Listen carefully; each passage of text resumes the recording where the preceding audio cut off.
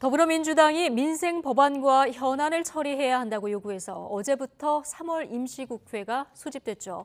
이렇게 국회 문은 열렸지만 정작 민주당 의원 20여 명이 총선 전략을 논의하겠다며 베트남 하노이로 워크숍을 떠나면서 외유성 출장 논란이 불거졌습니다. 손효정 기자입니다.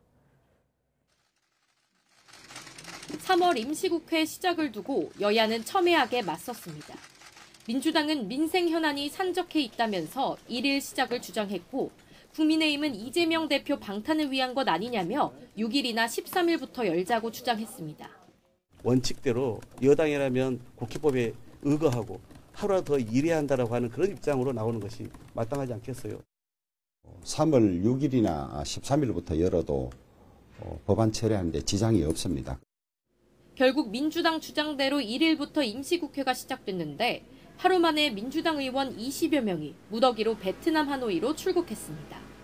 당내 최대 의원 모임인 더 좋은 미래 소속 의원들이 2박 3일 일정으로 워크숍을 떠난 겁니다. 더미래 대표를 맡고 있는 재선의 강훈식 의원, 문화체육관광위원회 위원장인 홍익표 의원, 상임위 간사인 기동민, 김영호 의원 등이 포함됐습니다.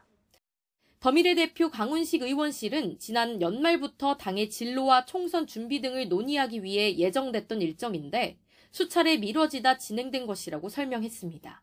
무엇보다 국회 경비가 아니라 참석한 의원들이 비용을 부담한 거라고 강조했습니다. 박홍근 원내대표도 국민의힘과 3월 임시국회 일정이 협의되지 않아 의사 일정이 확정되지 않은 상황에서 문제가 되지 않을 거라 승인했다고 해명했습니다. 이 소통과 당내 단합과 관련된 향후 좀 더 좋은 미래의 어떤 역할을 고민한 자리라고 해서 그러면은 알겠다라고 제가 말씀을 드렸습니다.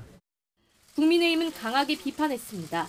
민생을 볼모로 이재명 대표 방탄국회를 밀어붙이더니 단체로 집단 외유를 떠났다며 대국민 사개극을 벌였다고 맹비난했습니다. 민주당 진로를 베트남에서 찾는다? 총선 준비를 한다? 과연 어느 국민이 납득하겠습니까? 구차하기 짝이 없습니다. 국회 민주당 소속인 정청래 과학기술정보방송통신위원회 위원장과 고민정 의원 등도 지난달 28일 출국해 오는 5일까지 스페인에서 열리는 이동통신 전시회에 참석하는데 국민의힘 의원들은 동행하지 않았습니다.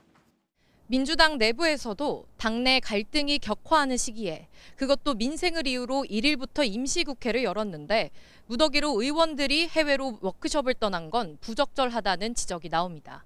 YTN 손효정입니다.